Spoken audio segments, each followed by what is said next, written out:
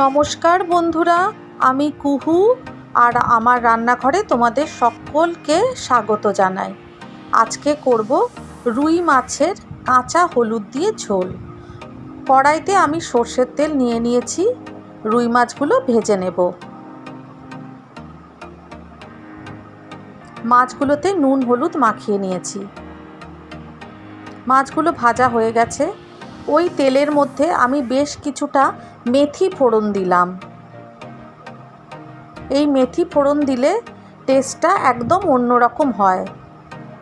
আর কাঁচা হলুদ আমাদের পেটের পক্ষে খুব উপযোগী, তাই গুঁড়ো হলুদ না দিয়ে কাঁচা হলুদ দিয়ে আমি এই ঝোলটা করছি। এরপরে আমি 2টো টমেটো কেটে রেখেছিলাম, সেটা দিয়ে দিলাম। এগুলোকে হালকা করে ভেজে নেব। এখানে একটা পেস্ট করে রেখেছি, এতে বেশ কিছুটা কাঁচা হলুদ, আদা আর কাঁচা লঙ্কা রয়েছে। পেস্টটা আমি দিয়ে দিলাম। মশলাটাকে ভালোভাবে কষিয়ে নিতে হবে। প্রয়োজন মতো নুন দিলাম।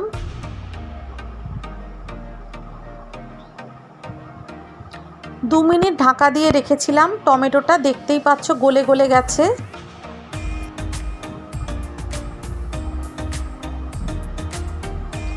মিক্সির বাটিতে জল দিয়ে আমি সেই জলটা দিয়ে দিলাম। এখানে আমি কোনো গুঁড়ো লঙ্কা ইউজ করব না। ঝোলটা আমার কমপ্লিট। আমি ধনেপাতা দিয়ে দিলাম, সাথে সাথে ভাজা রুই মাছগুলোও দিয়ে দিচ্ছি।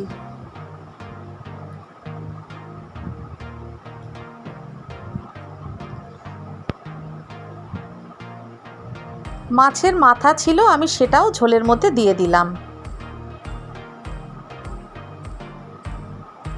অসাধারণ খেতে লাগে এই ঝোলটি, এবং এটা খুব স্বাস্থ্যকর একটা মাছের ঝোল। 4-5টা কাঁচা লঙ্কা দিয়ে দিলাম, আমি গোটা গোটায় দিয়েছি। কমপ্লিট হয়ে গেল রুই মাছের হলুদ ঝোল। একবার এরকম করে ট্রাই করে দেখবে, আশা করি তোমাদের ভীষণ ভালো লাগবে। একদম অন্যরকম টেস্ট হয়। সবার শেষে আমি একটু কাঁচা সর্ষের তেল দিলাম। তোমরা প্রয়োজন মনে করলে এটা স্কিপ করে যেতে পারো, না দিলেও চলবে। কাঁচা হলুদ দিয়ে ঝোলটা একদম অন্যরকম খেতে হয়। একবার ট্রাই করো তোমরা। কমপ্লিট হয়ে গেল আমার রুই মাছের কাঁচা হলুদ দিয়ে ঝোল।